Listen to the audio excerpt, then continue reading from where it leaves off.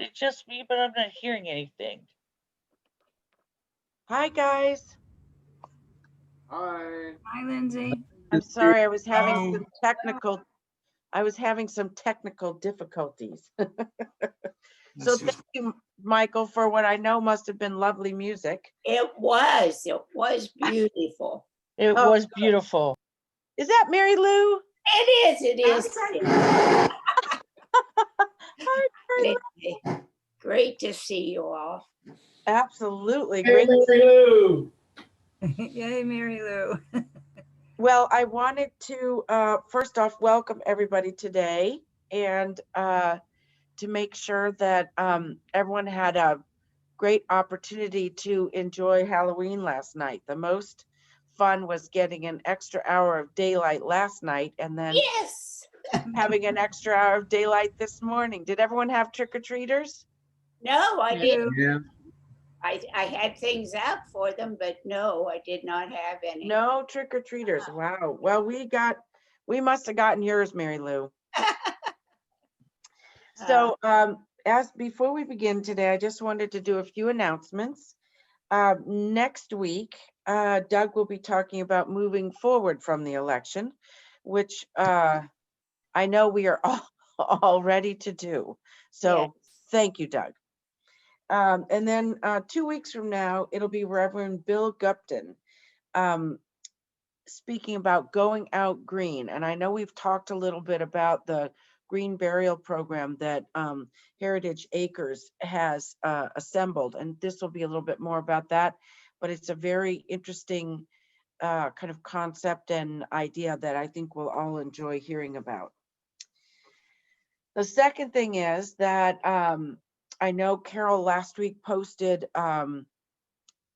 things that we could do to help as we're heading into the last 2 days election. And so first off, I hope everyone has taken the time to, if not vote early, just have a plan for election day so that you know exactly how you're going to get there to vote.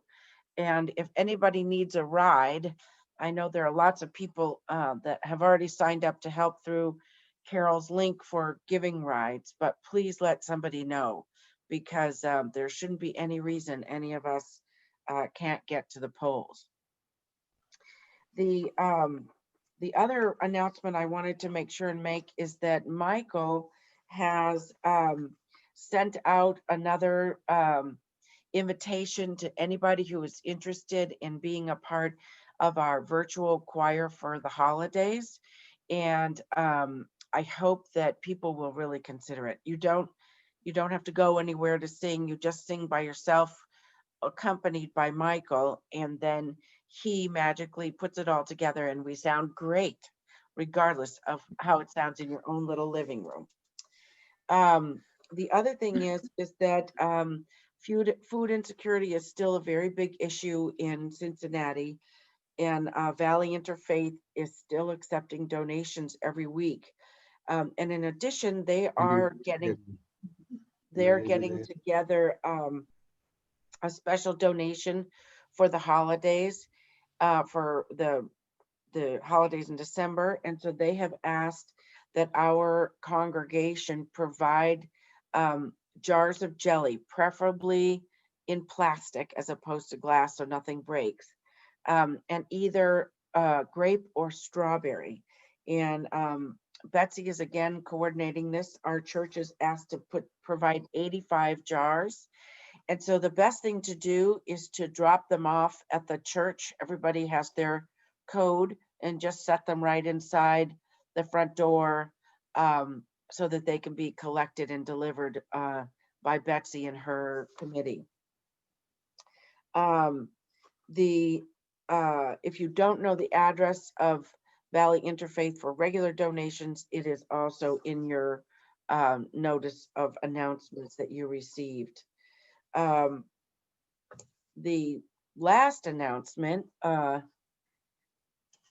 brings me to just a joyous moment. Avery, are you on? Yeah, I'm right here. Okay, great. So one of the real joys of my life as Ian's mom was his Cub Scout troop and then his Boy Scout troop. And the young men that he has worked with over time are truly exceptional. And many of them have been a part of the annual mulch spreading extravaganza. And many of these young men work hard and very hard over the course of many years to prepare themselves for the final step of Boy Scouts, which is the highest honor of Eagle Scout. And one of those young men, actually his brother was in Ian's patrol, but so we've known Avery since he was shorter than me. Let's put it that way, right, Avery? He hasn't been shorter than me in a long time, just so everyone knows. But it is with great joy and pride that I introduce Avery, who has done this congregation and one of our very beloved members, Leslie Edwards, a great service again to recreate the path and restore the path from our church parking lot to Leslie Edwards' grandparents' graves in the cemetery behind us. So without any further ado, Avery, thank you so much. And just tell us a little bit about your project, honey.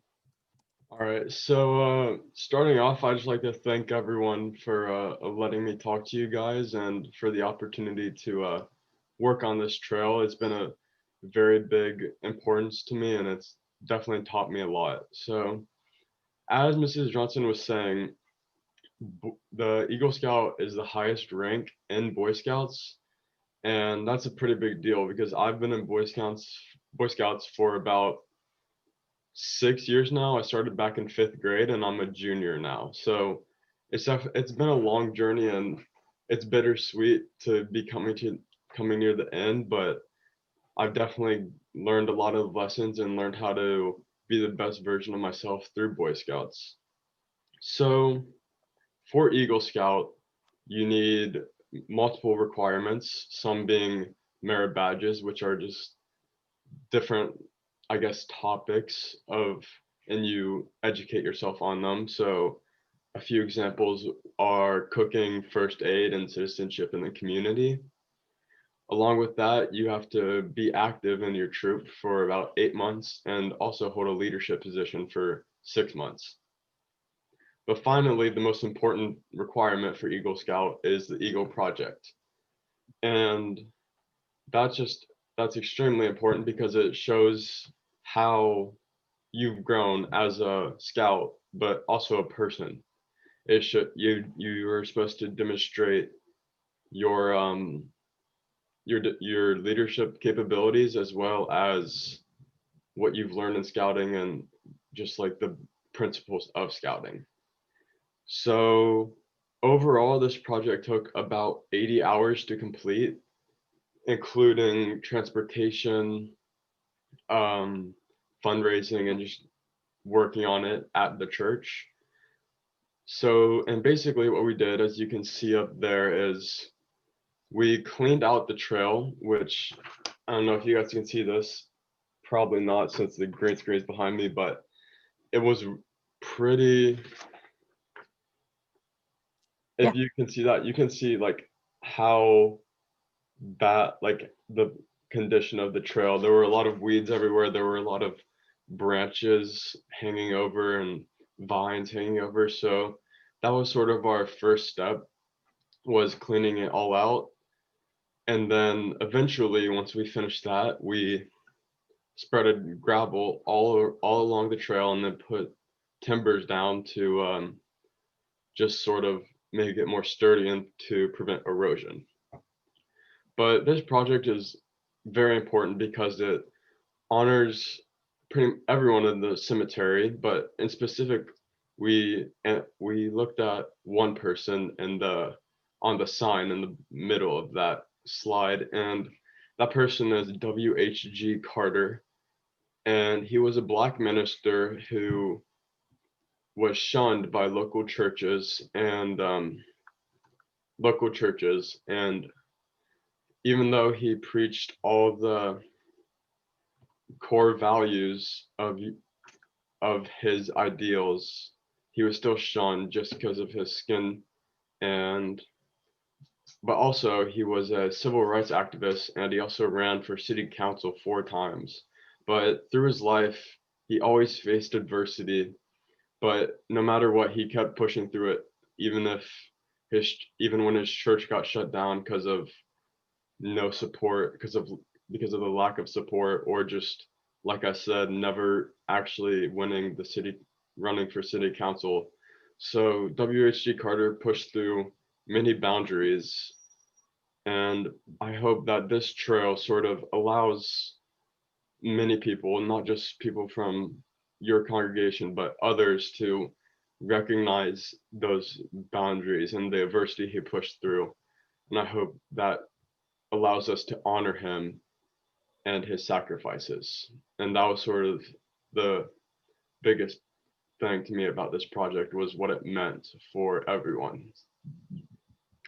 So I'd like to end by once again saying thanks, not only to the people who helped me from your congregation, like Miss Klein and Reverend Slagle, but also I couldn't have done it without the fellow Boy Scouts in my troop. They've helped me pretty much all along the way with every step that I needed. And I can't wait to see what you guys think about it, even though you can kind of see it behind me. Yeah. All right. Thank you, guys. Thank you, Avery. And just quickly, there's lots and lots of people in the chat. So click on that so you can see it. With special thank you to you and the rest of Troop 674. It's such a gift to us. We certainly never could have done it ourselves. And for you to take the time to really help us continue to honor Reverend Carter is truly a gift. It was So my pleasure. we thank you, and we truly, truly appreciate it. And we are all eager to be able to get back to the church. Actually, since it's outside, we can actually stop by and see it. So I hope that everyone will take the time to do it. And Avery, you are an honorary great GNH member for all your help, and we hope you'll stop by again soon. Thank you. Thank you, Lee. Bye. Bye. Okay, well, that was certainly a gift that we can start with and remind us how important it is that we think about ways to help and things that we can do. So Avery, thank you for that great lesson. So we'll move on now into our service, and Doug is going to do the lighting of the chalice.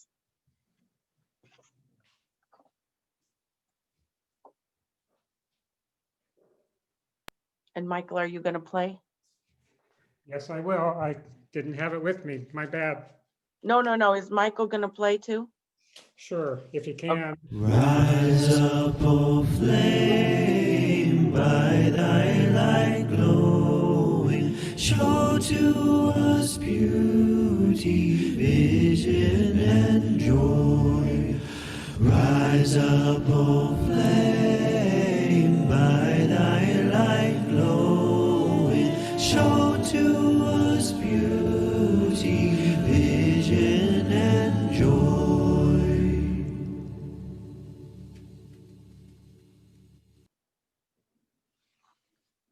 Thank you. Doug, you have the opening words? Nope, whatever you would like them to be, Lindsay, or just welcome to the Lord. service. No, okay. No, I guess that is what Michael is playing. I apologize. I do have opening words. Hang on. I was thinking about this election and our ability to move forward in looking for opening words today. And one of the things that I had an opportunity to do in my life was attend a number of inaugurations. And one of them stuck in my mind as an important thought as we head into this one.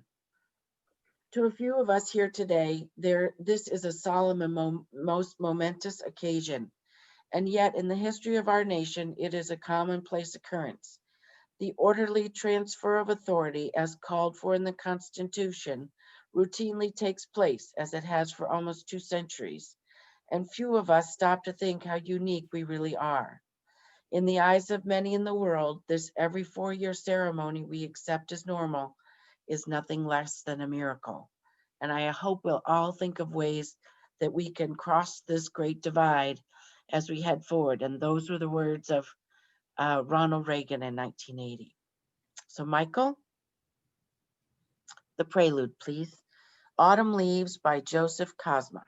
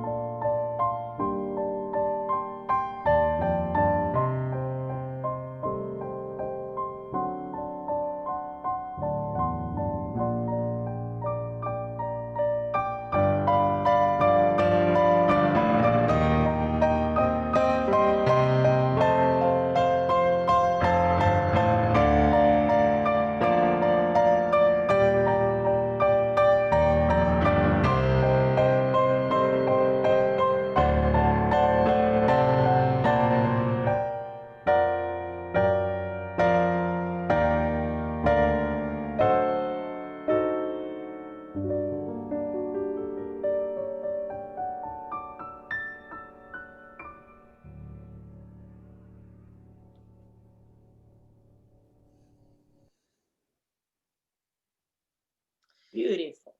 Thank you so much, Michael. I really enjoy that one with the screen with all the different things showing your keys playing. Isn't that fun? I love Yep, that. that really is. And it reminds me again how remarkable you are, my dear. Okay, it is time now to move ourselves into worship mode. And I think we can do that by singing together, "May Nothing Evil Cross This Door." Michael?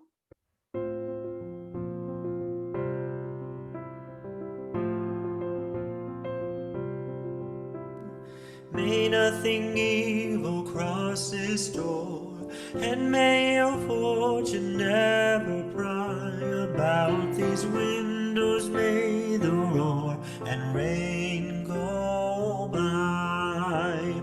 By faith made strong, the rafters will withstand the battering of the storm. This heart for all the world grow chill will keep you warm. Peace shall walk softly through these rooms, touching our lips with holy wine, till every casual corner blooms into a shrine. With laughter drown the raucous shout, and though these sheltering walls are thin, may they be strong to keep hate out and hold love in.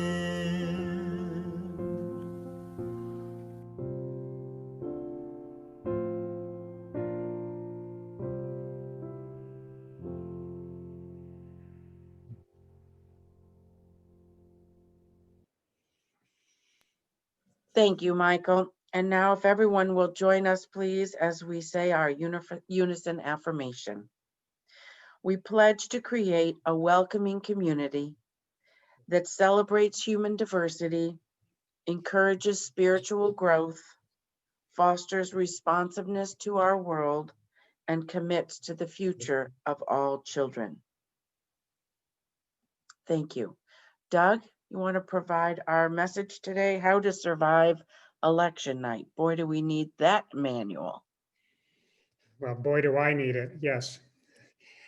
Thank you, Lindsay, and thank you, Michael. The title for my message this morning, as Lindsay just said, is "How to Survive Election Night." And I asked Michael to provide us with music that would be peaceful and relaxing and calming. And I think he's already started off on that, and look forward to the rest of the music he has for us this morning.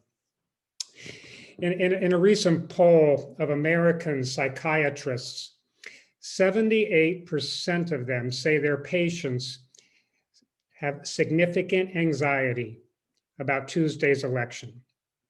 And while those responding in this poll may not be fully representative of the American electorate, I think it seems safe to say that a majority of people in our nation, no matter their politics, are very anxious about this election.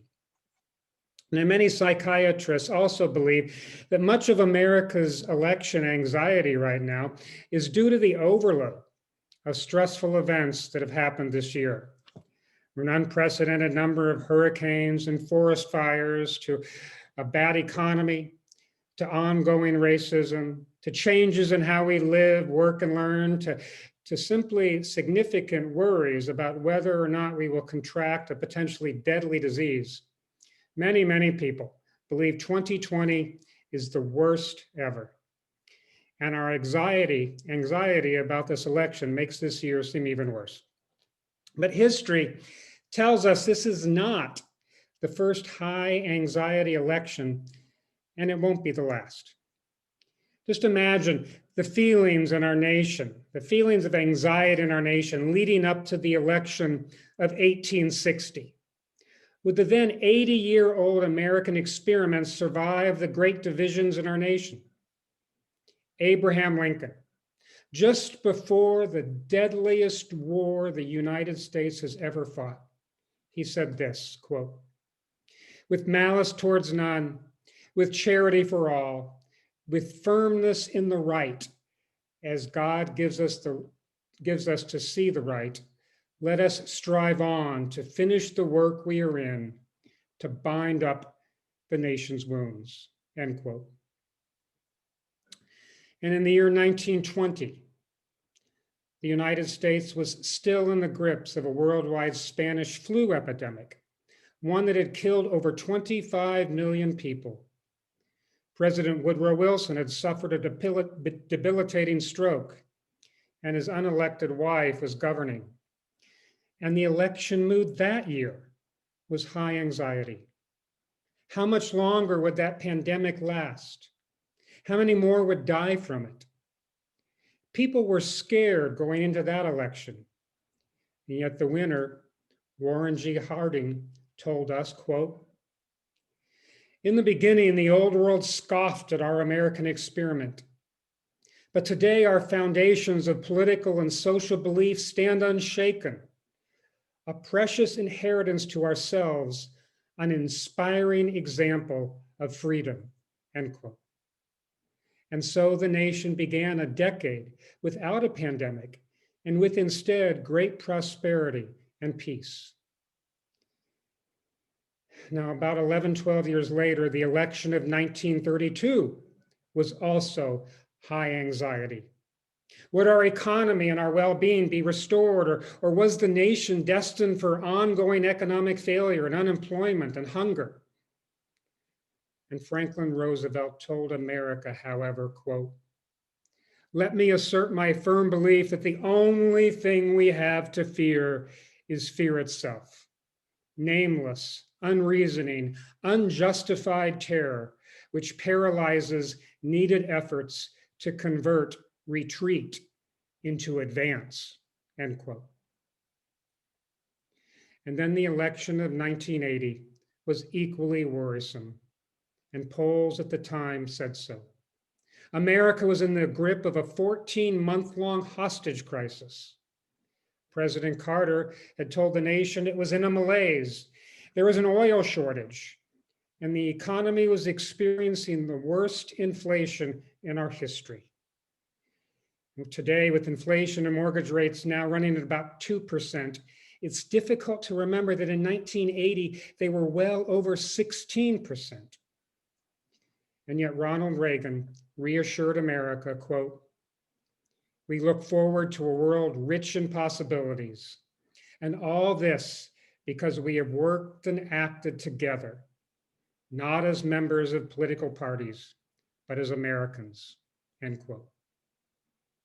What's remarkable for me is that the nation faced extreme challenges and anxiety in those election years, but the candidate who won did so by empathizing with people's worries while dramatically reassuring voters that no matter what hardships we faced, the nation would work together and make things better. In other words, in every worrisome election year of the past, when voters thought the nation would soon collapse, the succeeding years proved otherwise. They proved that America and its democracy were resilient. In this year of election anxiety, the past, I think, should give us hope and trust. But I don't think that makes light of the anxiety we have now about the upcoming election and its results.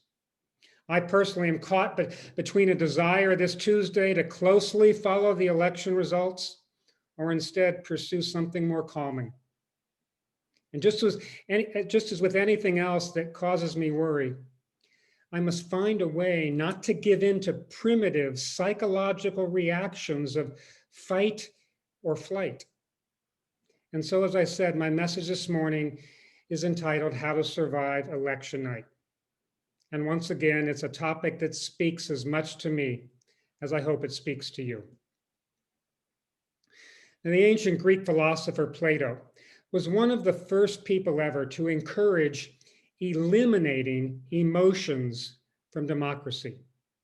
He encouraged rational thinking as a way to reduce emotion-based voting, as well as significant fears that come with unwanted election outcomes. And that, I think, is why remembering past high anxiety elections and how America survived them can help us today. Experts remind us that while the future is factually unknowable, we can at least make informed estimates of what will happen.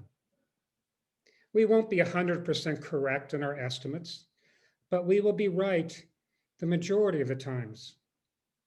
And that echoes Franklin Roosevelt's exhortation that fear itself is something to be avoided precisely because it is, as he said, unreasoning and unjustified. But sadly, as we all know, unreasoning fear is something we know is not good because it's rooted in emotion and not rational thinking.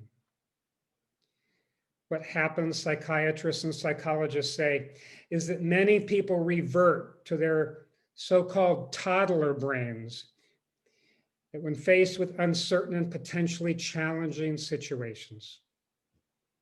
When we're anxious, we react with negative emotions of anger, fear, or upset. And those emotions then feed on themselves to become self-perpetuating. Being upset makes a toddler even more upset in what psychiatrists call a negative feedback loop. It's why calming down a crying toddler is nearly impossible. The child must grow physically tired of the tantrum and stop on its own. As adults, we may not want to admit we can emotionally react to bad situations in the same way, but the fact is that we do. Psychologists suggest instead we treat anxiety about this election like we do anxiety about COVID-19, or perhaps a bad storm that might be headed our way. We can emotionally catastrophize the problem and imagine all sorts of terrible outcomes, or we can make rational estimates of what is likely to happen and take measured steps to prepare ourselves, no matter the outcome. In that regard, our need is to find the right amount of political news to watch this Tuesday, while recognizing that too much news can perhaps cause a feedback loop of anxiety or even anger. In other words, I think what we need is balance. For me, my rational brain knows I have to face whatever the results are. Running away from bad news is not healthy. I have to live in this world as it is, not as how I wish it was. But I also know that watching election returns all night long will, for me at least, be equally unhealthy. I perhaps need to watch only 10 minutes of results per hour, go to bed at my regular time, and find ways to reduce my anxiety the rest of the time. And I'll need to remind myself that the election results are totally outside of my control. Much like an oncoming storm or a hurricane, I can't know or control what will happen. So why worry? Just like fear, worry is something to avoid because it rarely does us any good. Time spent unreasonably worrying, angry, or upset is wasted time. Ultimately, my own goal this Tuesday, or for perhaps any future worrisome event, is to practice a form of cognitive self-therapy.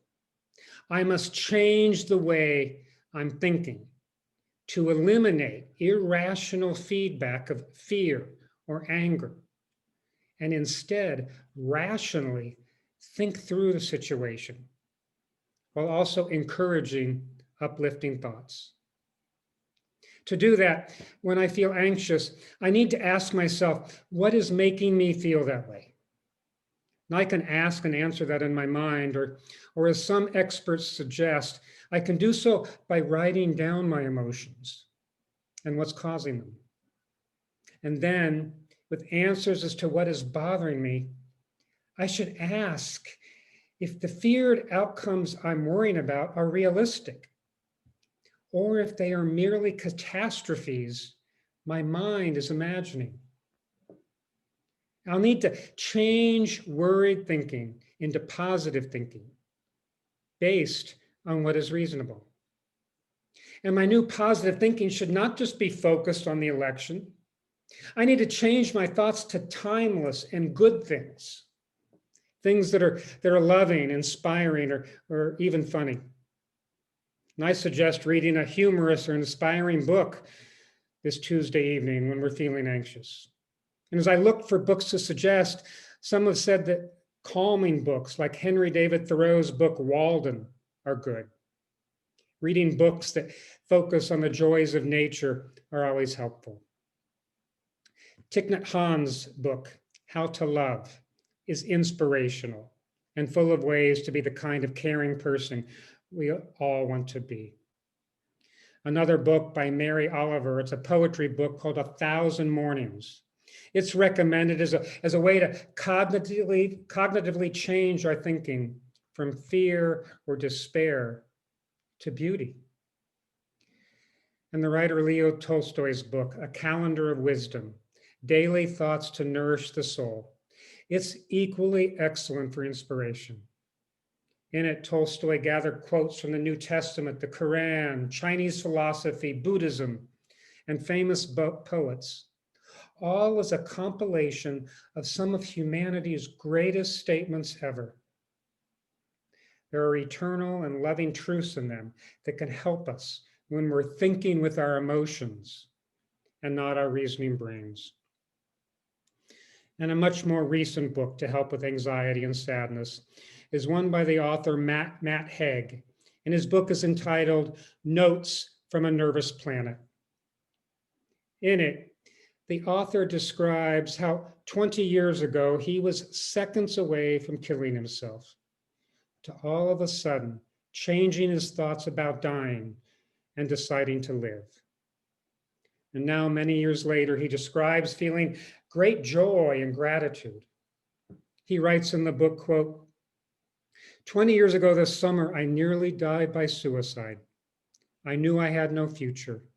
I knew I'd never be happy again. Today, I'm in France with my family and my dog. I'm alive. I'm happy. I'm living in a future that once couldn't exist. The impossible happens via living. Stay, end quote. Mr. Haig's suicidal despair comes close to what some people say they will think if the election outcome they hope for doesn't happen. And I admit to sometimes feeling the same. How can I live in a nation led by people I completely disagree with? But Matt Haig's last word, stay, has great meaning. Not only must we stay alive, we must stay positive, true to our ideals, and still committed to building a better world. Matt Haig changed his emotion-based thinking with his own form of cognitive self-therapy. As he also writes in his book, quote, progress is a matter of acceptance. Only by accepting a situation can you change it, end quote. And for me, that's exactly what I must do about election results this coming week. I must accept them and then move on to support and encourage new ways to help move our nation forward. I must have faith in the principles of our democracy and trust they are as strong today as they were in the past. And other ways to find peace this election night are common sense. Instead of reading a book, you might find a relaxing movie or show to watch. One TV series that I've watched that I highly, highly recommend is called A World of Calm. And it currently is on HBO and HBO Max, if you have or subscribe to those. But across 9 episodes lasting about 20 minutes each, visually stunning, truly stunning video from nature and the cosmos are shown, all set to relaxing music and informative narrative. You'll be informed while watching this series, while also gaining great inner peace.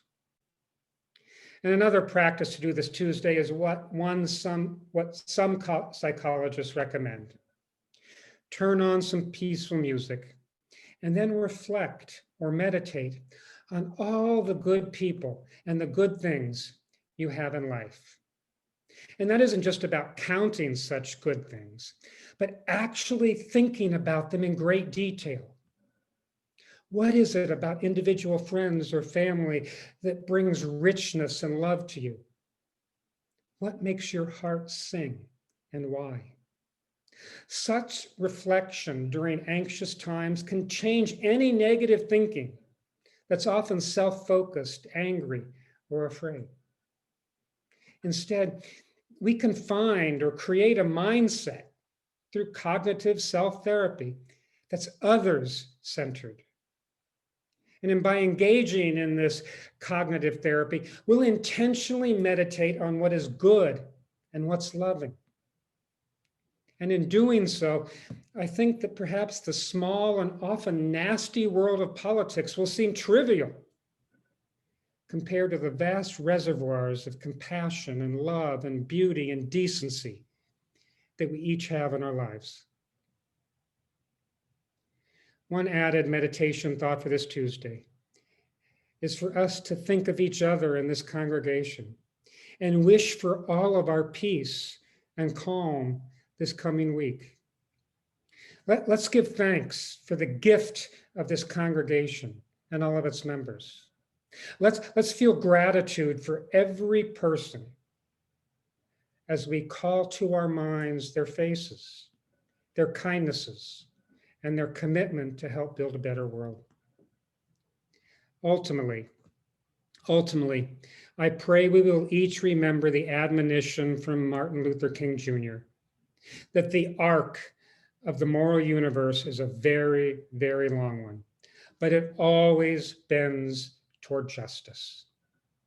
And if we think about his words, we then must take them to heart. We don't know when and where the arc of moral justice will end and a world of love will prevail. And too often it seems the moral arc seems to bend backwards towards hate and evil. But that's not what Dr. King promised.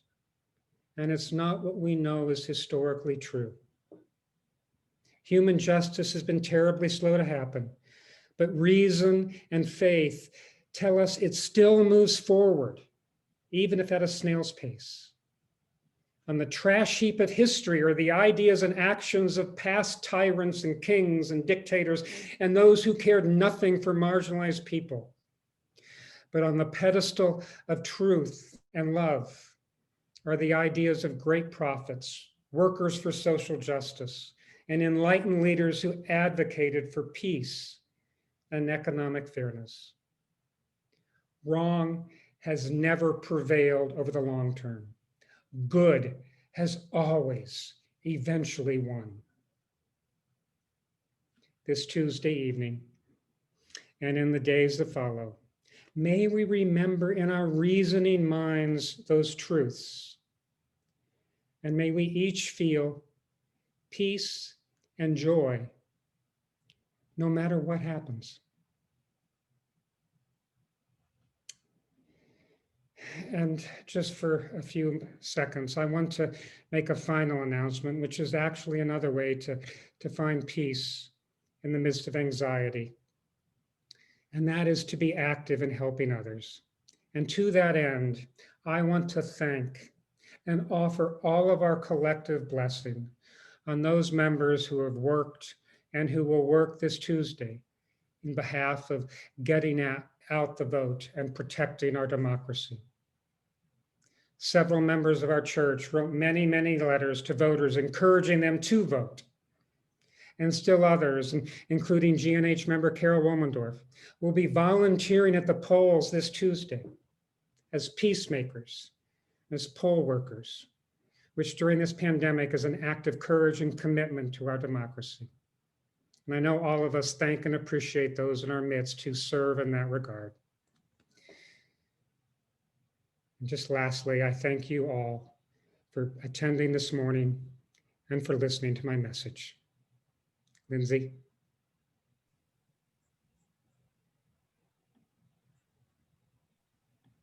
Thank you, Doug. That was really what we needed to hear. Actually, a number of those things are actually in my bookshelf, and I plan to take them out. Interestingly, we will be without internet or television on election night, John and I, and we've been debating whether or not we will go to the neighbors or just try and read some of those books you recommended, Doug. So we'll let you know what happens.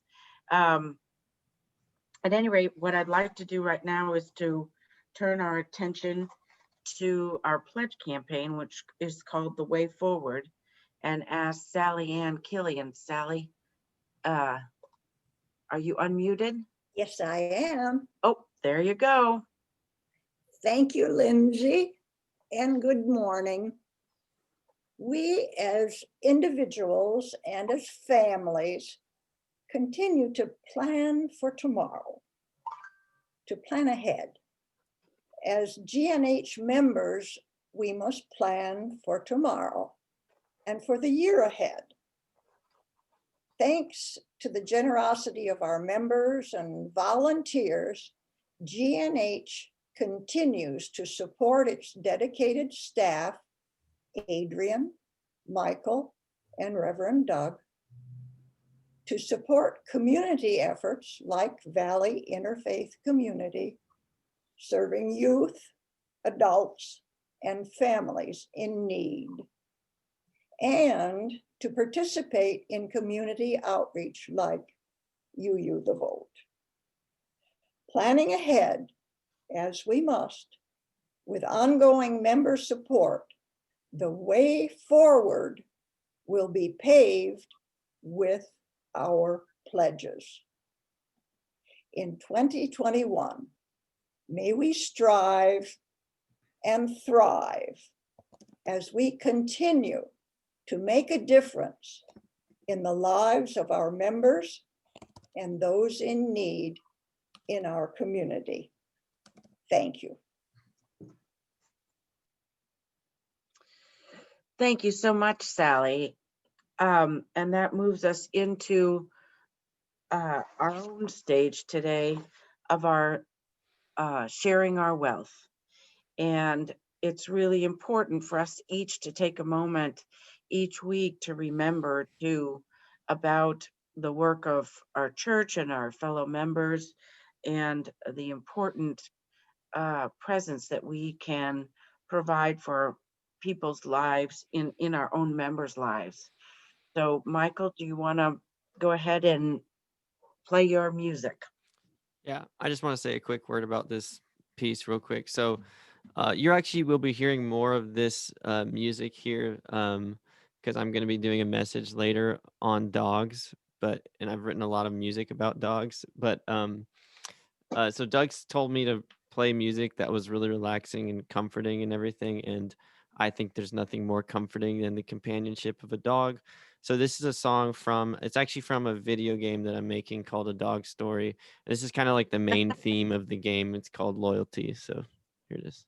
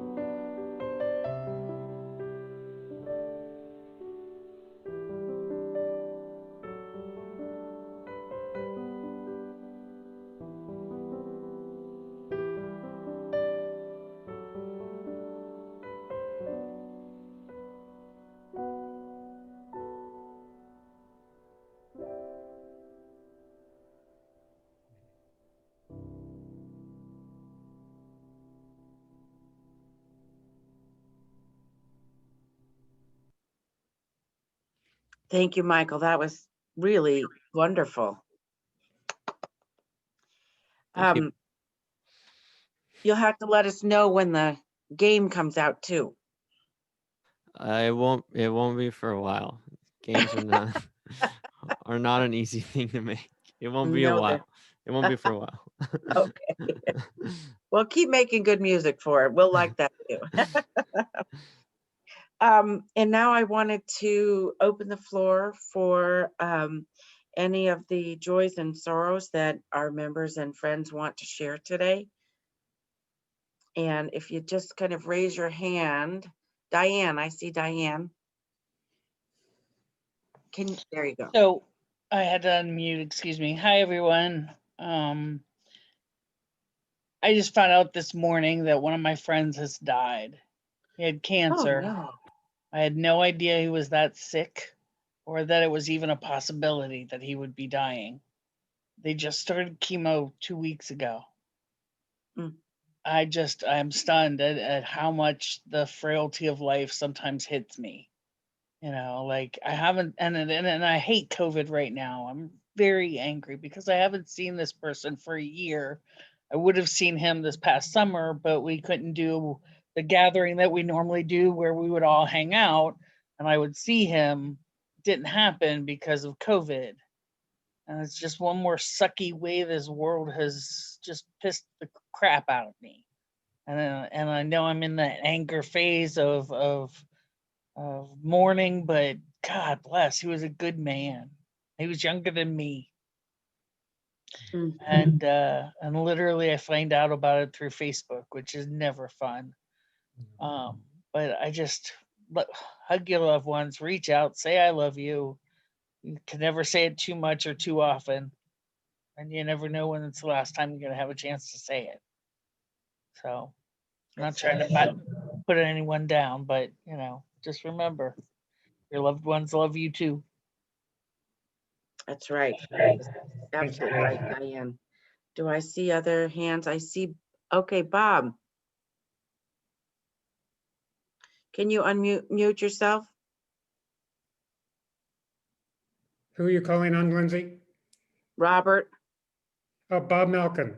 Yeah. Can you unmute yourself? Bob. Robert Malkin.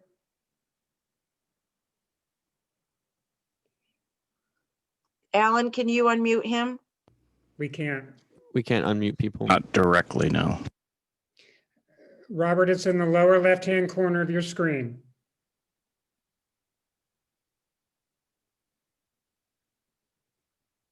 You can also just hit the space bar and keep it down while you're talking. Oh, there you go, Robert. Go ahead. Okay, hi. Okay, what happened to me this week was very dramatic, but not very dramatic. It's very dramatic because my house was struck by lightning. Wow. Wow, the loudest boom you've ever gonna hear. I mean, it's like, it was like a nuclear reaction or something.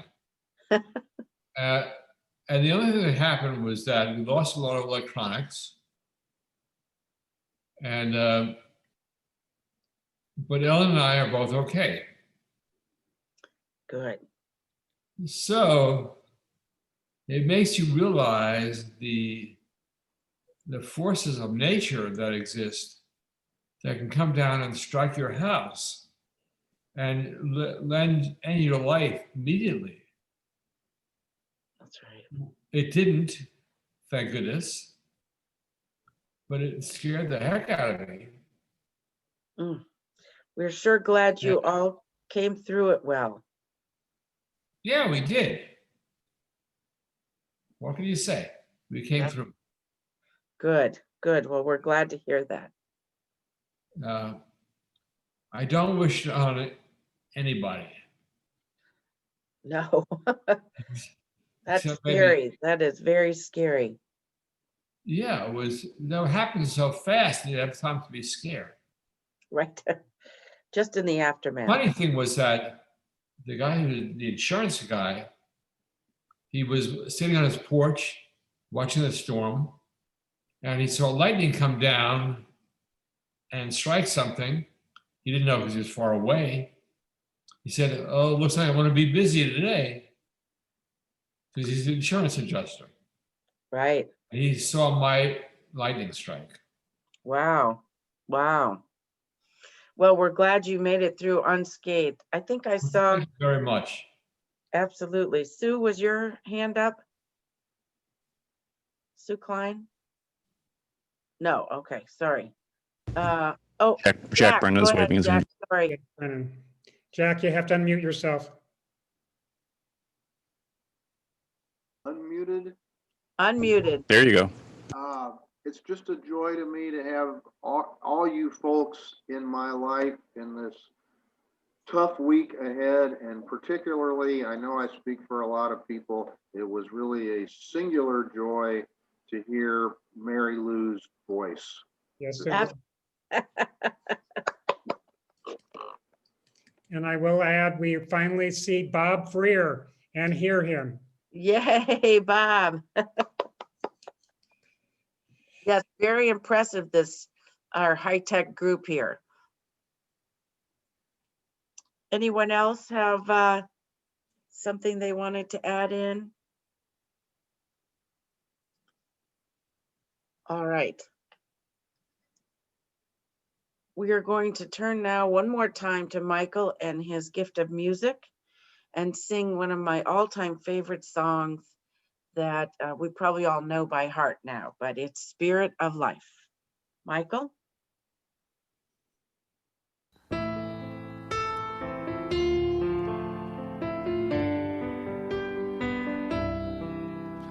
Spirit of love, come unto me. Sing in my heart all the stirrings of compassion. Blow with the wind, rise in the sea, move in the hand, giving life the shape of justice. Roots hold me close, springs set me free. Spirit of life, come to me, come to me. Spirit of life, come unto me. Sing in my heart all the stirrings of compassion. Blow with the wind, rise in the sea, move in the air, giving life the shape of justice. Roots hold me close, wings set me free. Spirit of love, come to me, come to me.